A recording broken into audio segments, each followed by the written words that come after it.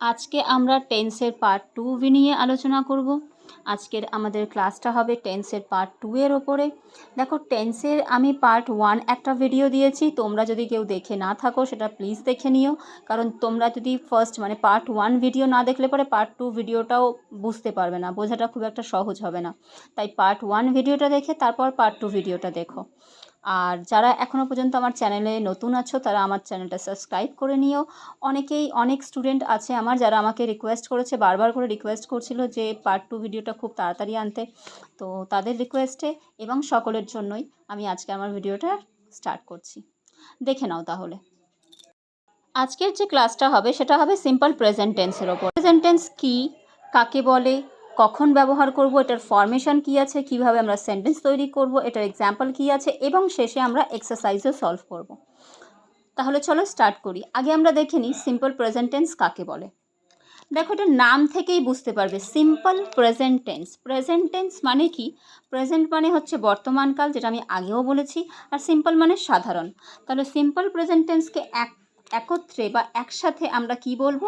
Simple present টেন্সের বাংলা অর্থ হচ্ছে সাধারণ বর্তমানকাল। তাহলে সিম্পল প্রেজেন্ট টেন্সের বাংলা অর্থ সাধারণ বর্তমানকাল। এই টেন্সটাকে তো আমরা সিম্পল প্রেজেন্ট টেন্স বলেই থাকি। এছাড়াও এই টেন্সটার আরেকটি নাম আছে যেটা বলা হয় প্রেজেন্ট ইনডেফিনিট টেন্স। তাহলে দেখো, সিম্পল প্রেজেন্ট আর প্রেজেন্ট ইনডেফিনিট এই দুটো কিন্তু একই নাম। যেমন ধরো, একটি মানুষের দুটো নাম থাকে, একটা গুড নেম, একটা নিকনেম। ঠিক তেমনি এই টেন্সটারও দুটো নাম আছে, একটা সিম্পল প্রেজেন্ট আর একটা প্রেজেন্ট ইনডেফিনিট। তার মানে সিম্পল প্রেজেন্ট আর প্রেজেন্ট ইনডেফিনিট এই দুটো কিন্তু একটাই, একই জিনিস, একই টেন্স। বাচ্চারাই অনেক সময় কনফিউজ হয়ে যায়, হয়তো কোনো একটা সেন্টেন্স দিয়ে দিয়েছে পরীক্ষার সময় আর ব্র্যাকেটে লিখে দিয়েছে যে এটা প্রেজেন্ট ইনডেফিনিটে টার্ন করতে। এইবার বাচ্চাটি হয়তো ভাববে যে প্রেজেন্ট ইনডেফিনিট টেন্স তো আমি কখনো করিনি, তাহলে কি করে হবে, কি করে পারবো? কিন্তু সে সিম্পল প্রেজেন্ট টেন্স নামে ওটাকে জানে। তাহলে সিম্পল প্রেজেন্ট আর প্রেজেন্ট ইনডেফিনিট একই, জাস্ট নাম দুটো আলাদা, এটা একটু মনে রাখবে। চলো এবার আমরা দেখে নিই যে সিম্পল প্রেজেন্ট টেন্স কাকে বলে, definition of simple present tense. এই যে ডেফিনেশনটা, এটা খুব সহজভাবে বোঝাচ্ছে, একদম বেসিক লেভেলের ডেফিনেশন। দেখো, সিম্পল প্রেজেন্ট টেন্স কাকে বলে? Simple present tense always expresses habits, daily routine and universal truth. Expresses habit, তাহলে এক্সপ্রেসেস হ্যাবিট বলছে, তার মানে কি? হ্যাবিট মানে অভ্যেস। তাহলে দেখো, সিম্পল প্রেজেন্ট টেন্স কী করে? সিম্পল প্রেজেন্ট টেন্স আমাদের প্রতিদিনের অভ্যেস, হ্যাবিট মানে অভ্যেস, তাহলে প্রতিদিনের যে আমাদের অভ্যেস আছে। ইউনিভার্সাল ট্রুথ মানে হচ্ছে চিরন্তন সত্য যে ঘটনাগুলো। আর রোজকার কাজ, রোজকার কাজ মানে আমরা প্রতিদিন, শুধুমাত্র আমরা বলে নয়, সাবজেক্ট যেই থাকুক, কোনো কাজ যেটা প্রতিদিন হচ্ছে, মাসের পর মাস হচ্ছে, বছরের পর বছর ঘটছে, এবং যেটা কখনো চেঞ্জ হয় না, এই ঘটনাগুলো কখনো চেঞ্জ হবে না। তাহলে আনচেঞ্জড কোনো ইভেন্ট, অপরিবর্তিত কোনো যদি ঘটনা থাকে যেগুলো কখনোই পরিবর্তন হতে পারে না, যেমন ধরো, সূর্য প্রতিদিনই উদিত হচ্ছে, প্রতিদিন অস্ত যাচ্ছে, তারপর আমি প্রতিদিন ঘুম থেকে উঠি, প্রতিদিন ব্রাশ করি, আমার যে ডেইলি রুটিন বা কারোর প্রতিদিনের যে কাজগুলো সেগুলো সিম্পল প্রেজেন্ট টেন্সের মধ্যে পড়বে। শুধুমাত্র আমার বলে নয়, যে কোনো কারোর প্রতিদিনের যে কাজ সেটা সিম্পল প্রেজেন্ট টেন্সের মধ্যে পড়বে। প্রত্যেক সপ্তাহের, প্রত্যেক মাসের, প্রত্যেক বছরের, তাহলে এই প্রত্যেক এই every day, every week, every month, every year, এই বছরের পর বছর ঘটছে, প্রত্যেক মাসে ঘটছে, প্রত্যেক সপ্তাহে ঘটছে, এমন কোনো ঘটনাকে আমরা সিম্পল প্রেজেন্ট টেন্স বলে থাকি।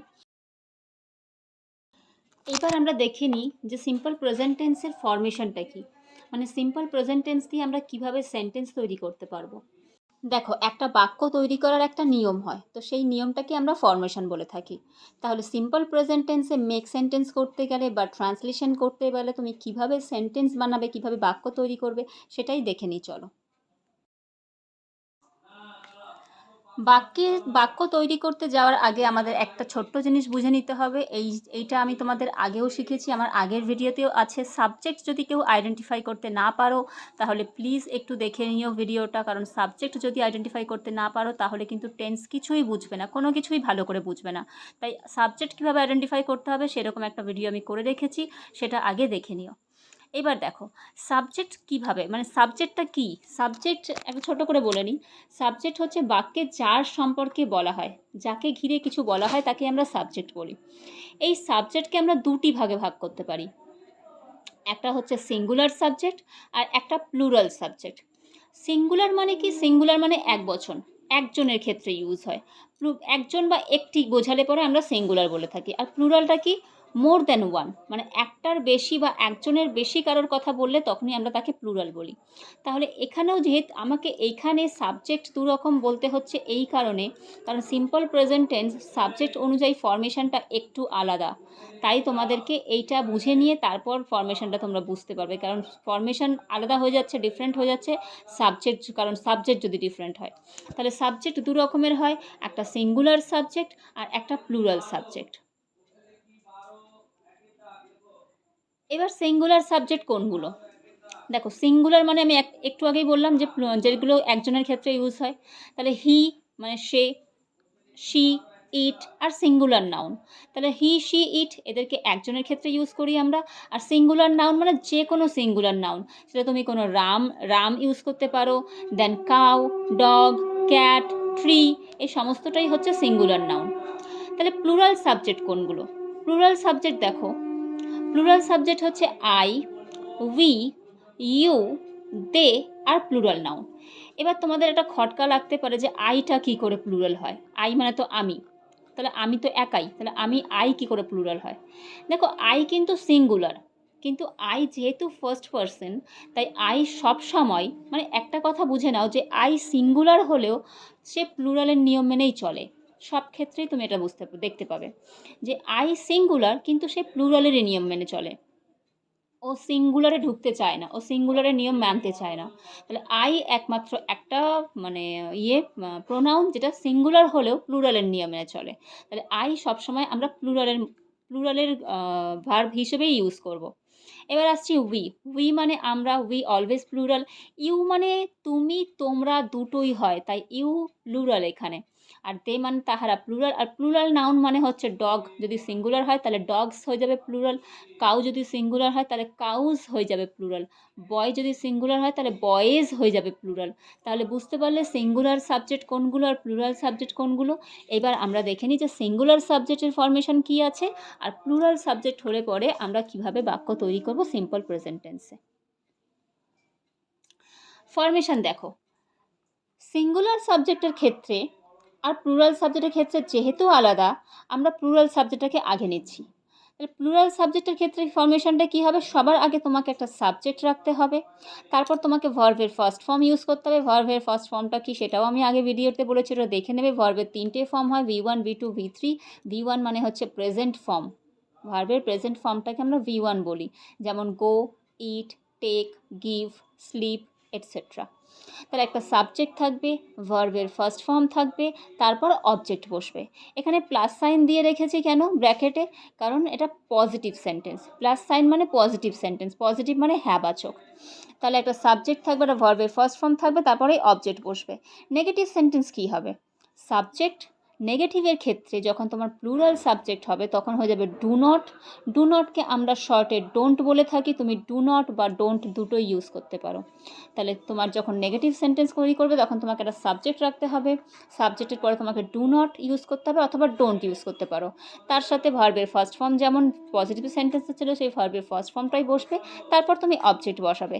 ব্র্যাকেটে মাইনাস দিয়ে রেখেছি কারণ এটা নেগেটিভ সেন্টেন্স। কোয়েশ্চেনের ক্ষেত্রে তুমি কীভাবে কোয়েশ্চেন ফর্ম করবে, কোয়েশ্চেনের ক্ষেত্রে ডু ভার্বটা সবসময় আগে চলে আসে। তাহলে কোয়েশ্চেন করতে গেলে তোমাকে ডুটাকে আগে নিয়ে আসতে হবে, তারপর সাবজেক্ট বসাতে হবে, তারপর ভার্বের ফার্স্ট ফর্ম বসবে বা ভার্ব বসবে, তারপর অবজেক্ট বসাতে হবে। আর অবশ্যই কোয়েশ্চেন মার্ক দেবে, না হলে কিন্তু সেন্টেন্সটা ইনকারেক্ট হয়ে যায়।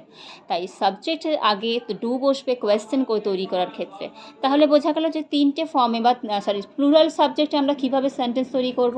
এটা হলো প্লুরাল সাবজেক্টে সেন্টেন্স তৈরি করার নিয়ম। এইবার আমরা কিছু এক্সাম্পল দেখে নেব। দেখো এক্সাম্পল দেখলে পরে আমাদের অনেকটা ইজি হয়ে যায়, এক্সাম্পল থেকে আমরা বুঝতে পারি, ক্লিয়ার হয় আমাদের কাছে।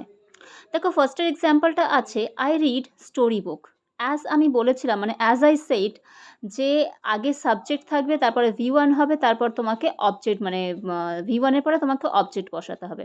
এখানে সাবজেক্টটা হচ্ছে প্লুরাল সাবজেক্ট আছে, আই আছে, তারপরে তোমাকে রিড বসাতে হবে, রিড হচ্ছে V1, তারপরে তুমি অবজেক্ট নিলে কি স্টোরি বুক। তাহলে আই রিড স্টোরি বুক। এরপর এটা পজিটিভ সেন্টেন্স হলো। এরপর নেগেটিভ সেন্টেন্স দেখো, I do not read story বুক। যেমন তোমাকে বলেছিলাম যে সাবজেক্টের পরে একটা ডু নট বসাতে হবে যদি নেগেটিভ সেন্টেন্স হয়, তাহলে I do not read story book. আর এটাকে তুমি যখন কোয়েশ্চেনে টার্ন করবে তখন ডুটা আগে চলে আসবে, তাহলে আগে ডু বসবে, মানে ডু আই, আইটা সাবজেক্ট, ডু এর পরে আই বসাতে হবে, ডু আই রিড স্টোরি বুক, সঙ্গে একটা কোয়েশ্চেন মার্ক দিতে হবে।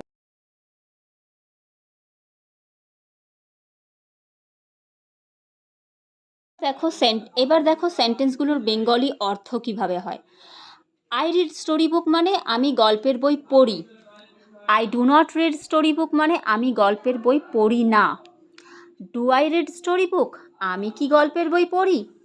এখানে দেখো পড়ছি, পড়বো, পড়েছিলাম, এগুলো কিচ্ছু হবে না। গল্পের বই পড়ি তার মানে কি, গল্পের বই পড়াটা আমার অভ্যেস, হ্যাবিট, আমার ভালো লাগে পড়তে, তাই এটা সিম্পল প্রেজেন্ট টেন্সে হয়েছে। আমি গল্পের বই পড়ি, পড়ছি, পড়বো এইগুলো কিছু না। পড়ি, করি, খাই, যাই, নাচি, খেলি, এই সব কিছু সিম্পল প্রেজেন্ট টেন্সের মধ্যে। তাহলে আমি গল্পের বই পড়ি, আই রিড স্টোরি বুক। আমি গল্পের বই পড়ি না, I don't read story book. আর আমি কি গল্পের বই পড়ি, do I read story book. আর অবশ্যই একটা কোয়েশ্চেন মার্ক দেবে। তাহলে বুঝতে পারলে যে সেন্টেন্সটা কিভাবে বেঙ্গলিতে ফর্ম হবে, বেঙ্গলি মিনিংটা কিভাবে দাঁড়ালে। তাহলে বুঝতে পারলে সেন্টেন্সটা কিভাবে ফর্ম হলো। এইবার আমরা দেখে নিই সিঙ্গুলার সাবজেক্ট থাকলে আমরা কিভাবে সেন্টেন্স ফর্ম করব। দেখো সিঙ্গুলার সাবজেক্ট কি কি হতে পারে, হি হতে পারে, শি হতে পারে, ইট হতে পারে, বা কোনো সিঙ্গুলার নাউন হতে পারে। যদি এরা সাবজেক্ট হিসেবে থাকে তাহলে তোমাকে কি করতে হবে, তাহলে তুমি সেন্টেন্সের পরে একটা V1 নেবে। তাহলে একটা সাবজেক্ট থাকবে, একটা ভার্ব থাকবে, যেমন আমাদের প্লুরাল সাবজেক্ট ছিল তেমনই, শুধু পার্থক্যটা কি, এখানে ভার্বের পরে তোমাকে এস অথবা ইএস অ্যাড করতে হবে। এস অ্যাড করতে হবে বা ইএস। এবার এস কোথায় হবে, ইএস কোথায় হবে, এটা ভার্ব হিসেবে তোমাকে মানে বসাতে হবে, কেননা সব ভার্বের সাথে এস হবে না বা সবার সাথে ইএসও হবে না। যেখানে দেখবে ভার্বের শেষে ও আছে সেখানে তোমাকে কিন্তু ইএস অ্যাড করতে হবে। তাহলে সাবজেক্টের পজিটিভ সেন্টেন্সের ক্ষেত্রে একটা সাবজেক্ট থাকবে, তারপর তোমাকে ভার্বের ফার্স্ট ফর্ম নিতে হবে, ভার্বের ফার্স্ট ফর্মে থাকে এস বা ইএস অ্যাড করতে হবে, তারপর তুমি অবজেক্ট নেবে। এটা পজিটিভ সেন্টেন্স। নেগেটিভ সেন্টেন্সের ক্ষেত্রে ফরমেশনটা কী হবে, একটা সাবজেক্ট থাকবে, একটা ডাজ নট থাকবে, V1 থাকবে, অবজেক্ট থাকবে। এবার দেখো এখানে ডাজ নট হয়েছে, প্লুরাল যখন সাবজেক্ট ছিল তখন ডু নট ইউজ করেছিলাম, এখানে ডাজ নট হবে। এবার দেখো আমরা সিঙ্গুলার সেন্টেন্সের ক্ষেত্রে মানে ভার্বের সাথে এস নিয়েছিলাম বা ইএস নিয়েছিলাম, কিন্তু এখানে দেখো নেগেটিভ যখন তুমি করবে তখন আর এস বা ইএসটা নেবে না। এই এস বা ইএসটা তুমি ডু এর সাথে অ্যাড করে দিয়েই কিন্তু ডাজ করেছো, তাই এক্সট্রা কোনো এস বা ইএস আর নেওয়া যাবে না নেগেটিভ সেন্টেন্সের ক্ষেত্রে, কারণ নেগেটিভ সেন্টেন্সের জন্যই আমি এস বা ইএসটা নিয়ে ডুকে ডাস করেছি। বুঝতে পেরেছো। তাহলে নেগেটিভ সেন্টেন্সের ক্ষেত্রে একটা সাবজেক্ট থাকবে, ডাজ নট থাকবে, আবারও V1 হবে, আর অবজেক্ট হবে, মানে ভার্বের ফার্স্ট ফর্মটা আবার আগের জায়গায় ফিরে যাবে, তারপর অবজেক্ট হবে। কোয়েশ্চেনের ক্ষেত্রে কি করবে, কোয়েশ্চেনের ক্ষেত্রে ওখানে ডু ইউজ করেছিলাম, এখানে কি ইউজ হবে, এখানে ডাজ ইউজ হবে। Does plus subject plus V1 plus object, আর অবশ্যই একটা কোয়েশ্চেন মার্ক দেবে। তাহলে এই হলো আমাদের সিঙ্গুলার সাবজেক্ট আর প্লুরাল সাবজেক্টের ক্ষেত্রে সেন্টেন্স রেডি করার আলাদা আলাদা ফরমেশন। আশা করি বুঝতে পেরেছো। আর তোমাদের যদি ভিডিওটা ভালো লেগে থাকে, এতক্ষণে যদি লাইক না করে থাকো তাহলে প্লিজ একটা লাইক করে দাও। এবার আমরা একটু সিঙ্গুলার সাবজেক্টের ওপর এক্সাম্পলগুলো দেখে নিই। এবার আমরা একটু এক্সাম্পলটা দেখে নিই। দেখো হি রিডস স্টোরি বুক। যেমন বললাম যে ভার্বের সাথে একটা এস বসবে কি ইএস বসবে, এটা ভার্ব বলবে, তাহলে এখানে এস বসেছে, হি রিডস স্টোরি বুক। এটা পজিটিভ সেন্টেন্স। নেগেটিভে কি হবে, হি ডাজ নট রিড স্টোরি বুক। এখানে দেখো রিড হয়ে গেছে, তখন আর রিডস নেই, কারণ এই এসটা আমি কিন্তু ডু মানে ডি ও ডু এর সাথে অ্যাড করে এটাকে ডাজ করেছি। তাহলে he does not read story book. Question কী হবে, does he read story book. তাহলে এইটা হলো এক্সাম্পল। এই এক্সাম্পলের বেঙ্গলি মিনিংটা এবার একটু দেখো। হি রিডস স্টোরি বুক, সে গল্পের বই পড়ে। He does not read story book, সে গল্পের বই পড়ে না। Does he read story book, সে কি গল্পের বই পড়ে। এখানেও দেখো পড়ে, খায়, যায়, নাচে, লেখে, এইভাবেই ব্যবহার করবে। লিখছি, খাচ্ছি, যাচ্ছি, পড়ছি, এইভাবে ইউজ হবে না। এইবার আমরা একটু এক্সারসাইজ সলভ করব। এক্সারসাইজটা দেখো। 1 নম্বর সেন্টেন্স আছে, আমি আম পছন্দ করি। আমি সাবজেক্ট, তাই আই নিয়েছি। আই প্লুরাল সাবজেক্ট, তাই আই লাইক ম্যাঙ্গো। আমি আম পছন্দ করি, আই লাইক ম্যাঙ্গো। তুমি ক্রিকেট খেলো না, negative sentence. You don't play cricket, যেহেতু ইউ আছে প্লুরাল সাবজেক্ট, তাই ডোন্ট ইউজ করেছি বা ডু নট হবে। মেয়েটি নাচ করে, দ্য গার্ল ড্যান্সেস। ড্যান্সেস কেন হলো? কারণ মেয়েটি একটা সিঙ্গুলার সাবজেক্ট, তাই ভার্বের সাথে আমাকে এস বা ইএস অ্যাড করতে হবে। এখানে অলমোস্ট ই আছে, ড্যান্সের লাস্টে ই হয়, তাই শুধু এস অ্যাড করেছি, তাই দ্য গার্ল ড্যান্সেস। বালকটি গান করে না, এখানে বালকটিও দেখো সিঙ্গুলার সাবজেক্ট, তাহলে the boy does not sing, negative আছে, তাই ডাজ নট হলো। তুমি কি ভাত খাও?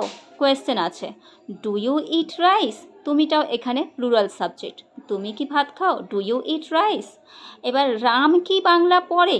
এটা দেখো রাম সিঙ্গুলার সাবজেক্ট আছে, তাহলে কি হবে?